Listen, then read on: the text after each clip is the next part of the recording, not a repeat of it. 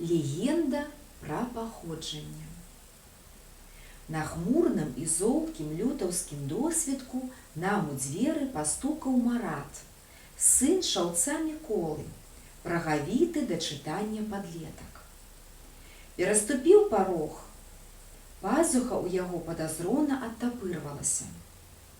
«Прынёс», – коротка паведаміў Марат і вылузаў са свае апранашкі шчанюка.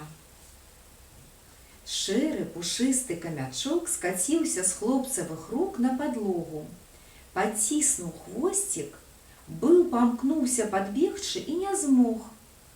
Таўсматыя лапы кепска трымалі сытае цельца і раз'ехаліся ў бакі. Сапраўды, напярэдадні Марат прыходзіў сюды са сваёй мамай. Між іншым гаварылі, як нядрэнна было б, жывучы тут, на ўскраіннай адзіноце, мець у хаце сабачае вока і вуха.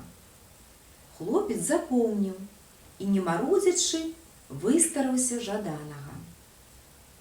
«Вялікі сабака вырасце», – працягваў Марат з выглядам сур'ёзнага знаўцы, сам відавочна, цешачыся са свайго ўдалага падарунка. «Лапішчы якія тоўстыя, гляньце, шырокі ў косці, шпаркі ў росце», – хлопец паўтарыў улюбёную бацькаву прымаўку. «З якіх ён сабак?»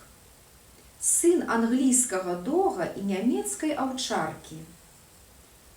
Спакушаная такою бліскучую і бездакорна дакладную біяграфіяй, мы вырашылі павялічыць насельніцтва кватэры на адну сабачую душу.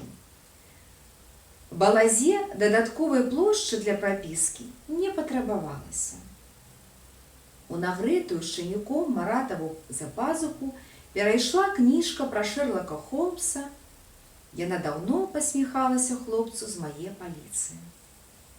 Прызнацца, на нейкі момант у мяне варухнулася сумненне. Адкуль было Марату ў ягоныя 11 гадоў здабыць такія пэўныя весткі датычна сваяцтва дога і аўчаркі? Нямалая частка хлопцавага малецтва змарнела ў цёмным, згалелым за фашысцкую акупацыю горадзе. Ні людскай школы, ні бібліятэкі, ні зычлівага слова. Само сабою выходзіла, што ён зараз, несучы нам сабачку, прыдумаў нешта кшталтам легенды, даўшы волю фантазіі, а на недахоп яе хлопцу скардзіцца не даводзілася. Пабыў нейкія паўгода з бацькамі ў партызанах і цяпер зачароўваў аднакласнікаў бляскам сваіх малаверагодных подзвігаў і колькасцю зусім неверагоднай знішчаных ім асабіста ворагаў. Аднак, якім бы цемнаватым не здавалася паходжанне шчанюка, зерне праўды ў прапанаванай нам біяграфіі было.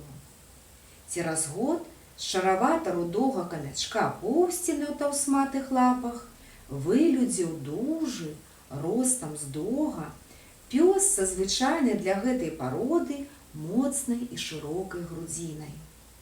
А вушы ў яго стаялі і даволі прутка, як у аўчарак.